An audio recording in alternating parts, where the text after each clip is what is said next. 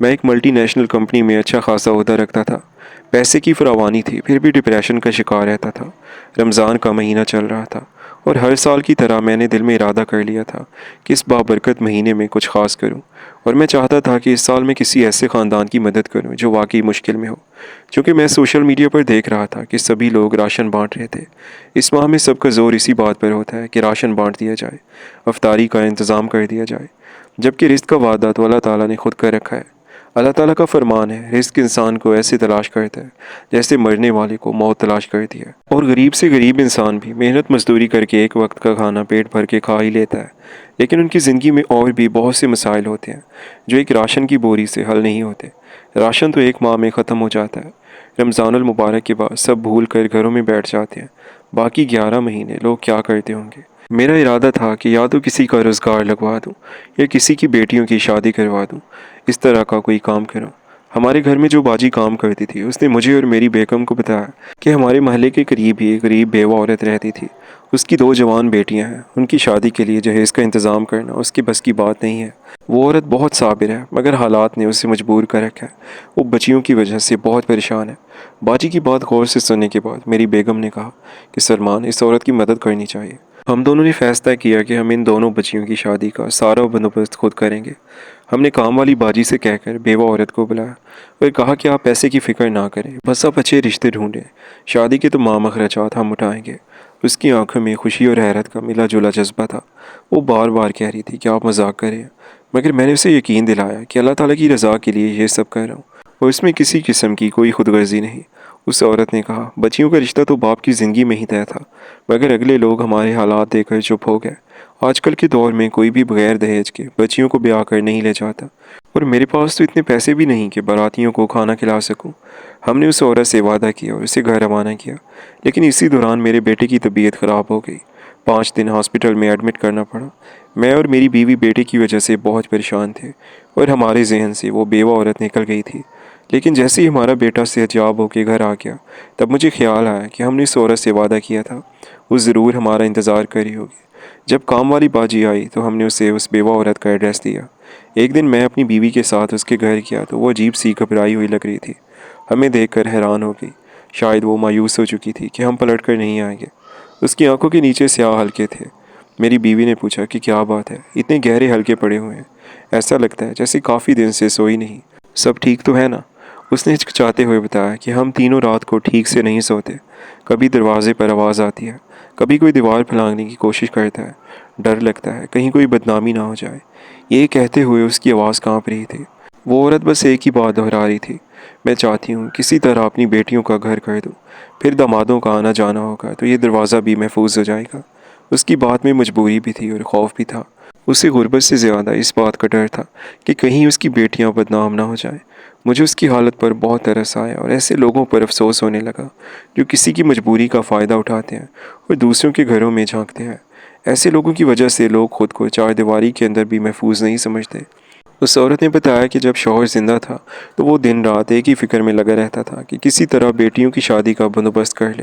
معمولی سی دکان تھی، آمدنی زیادہ نہیں تھی، مگر اس نے تھوڑا تھوڑا کر کے کچھ سامان جمع کرنا شروع کر دیا تھا۔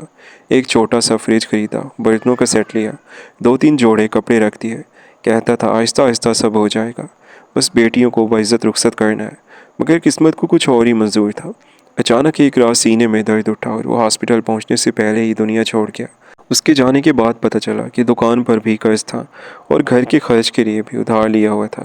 وہ بیچاری جس صندوق میں بیٹیوں کی جہیز کا سامان سنبھال کر رکھتی تھی، اسی کو کھول کر ایک ایک چیز بیچنی پڑی۔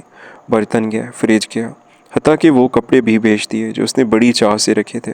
قرض تو اتر گیا مگر پھر گھر بالکل خالی ہو گیا اور دولہے والوں نے بھی خاموشی اختیار کر لی۔ حالانکہ دونوں بہنیں اپنی پھپھو کے گھر بیاہ کر ایک ہی گھر میں جا رہی تھیں۔ وقت گزرتا گیا اور دونوں بیٹیاں ماں کے قد سے بھی بڑی ہو گئیں۔ خوبصورت جوان بیٹیاں ماں کے لیے پریشانی کا باعث بن گئیں۔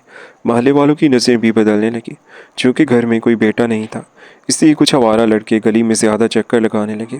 کبھی دروازے پر آہستہ سے پتھر آ کر لگتا، کبھی کوئی کاغذ اندر صحن میں پڑا ملتا، اس پر فضول سی باتیں لکھی ہوتی۔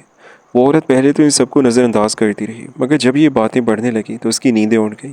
میں نے اور میری بیوی نے اسے حوصلہ دیا۔ ہم خود اس عورت کے ہمراہ بچیوں کے سسرال گئے۔ ان سے کہا ہم شادی کے سارے اخراجات اٹھائیں گے، آپ بس اسی ماہ کی کوئی تاریخ رکھ لیں۔ لڑکے والے بہت خوش ہوئے۔ ان کے حالات بھی مختلف نہیں تھے، غریب لوگ تھے مگر ان کے بیٹے کمانے والے تھے۔ میں نے سوچ لیا تھا کہ ان کے لڑکوں کو بھی کہیں کام دلوا دوں گا، اور یہ بات جب میں نے ان لڑکوں سے کی تو سب کی خوشی دیکھنے والی تھی۔ ہماری بہت آؤ بھگت کرنے لگے۔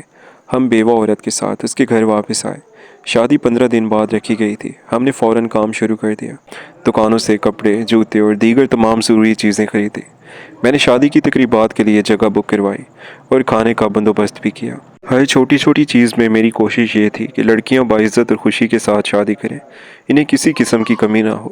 عید سے 2 دن پہلے شادی کا تمام انتظام مکمل ہو گیا۔ میں نے بیوہ عورت سے کہا کہ اب تمہیں کوئی فکر نہیں کرنی، بس اپنی بیٹیوں کو خوش دیکھنا۔ وہ بار بار اللہ تعالیٰ کا شکر ادا کری تھی اور آنکھوں میں خوشی کے آنسو تھے۔ میں بھی دل ہی دل میں خوش تھا کہ اللہ تعالیٰ نے مجھے اتنی نعمتیں عطا کی کہ میں دوسروں کی مدد کر سکوں۔ لڑکیوں کی شادی بڑے پیمانے پر ہوئی۔ سب مہمان خوش تھے اور لڑکیاں اپنی نئی زندگی کے لیے تیار تھیں۔ بیوہ عورت اپنے بچوں کی خوشی دیکھ کر روتی رہی اور مجھے بار بار دعائیں دیتی رہی۔ میں خاموشی سے سب کچھ دیکھ رہا تھا اور دل ہی دل میں اللہ تعالیٰ کا شکر بھی ادا کر رہا تھا کہ اس نے مجھے کسی کی خوشی کا وسیلہ بنایا۔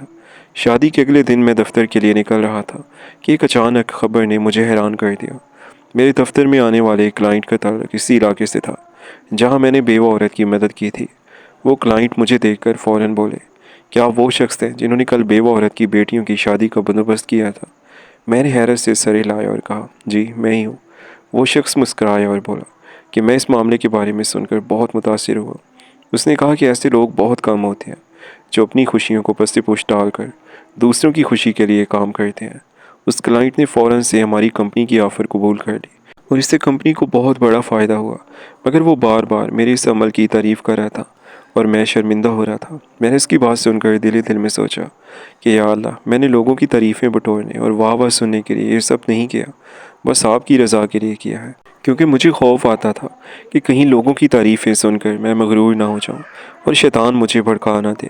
اس لیے اللہ تعالیٰ سے پناہ مانگتا تھا اور عاجزی اختیار کرتا تھا۔ اس رات میں دیر تک جاگتا رہا اور سوچتا رہا کہ اگر انسان دل سے کسی کی مدد کرے تو اللہ تعالیٰ اس کا بدلہ ضرور دیتا ہے۔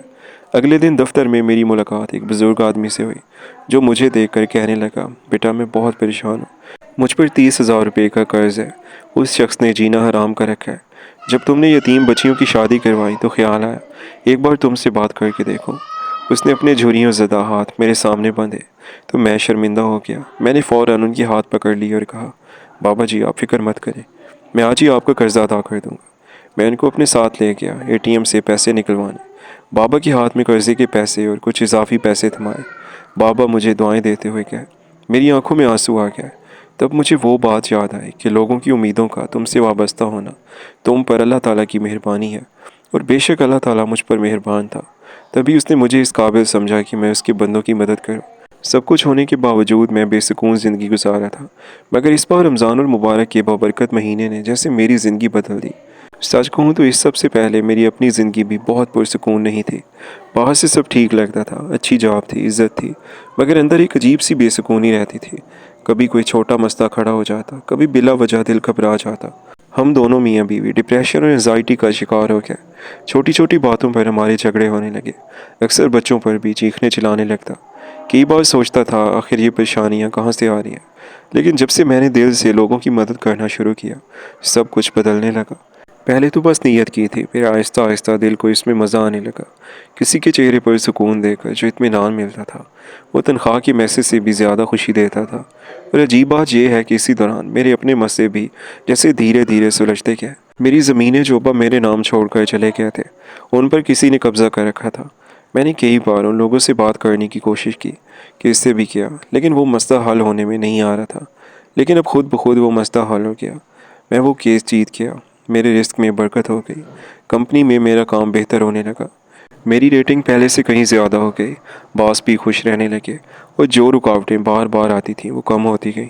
میں یہ نہیں کہتا کہ سب کچھ ایک دن میں بدل گیا، مگر اتنا ضرور ہوا کہ دل ہلکا ہونے لگا اور زندگی سیدھی سی لگنے لگی۔ دوستو آپ کو اس سٹوری کے بارے میں کیا رائے ہے؟ اپنی رائے کا اظہار کمنٹ سیکشن میں لازمی کریں، اور اگر سٹوری اچھی لگی ہو تو ویڈیو کو لائک اور چینل کو سبسکرائب کر دیں آپ سے ملاقات ہوگی اگلی ویڈیو میں۔ اللہ حافظ۔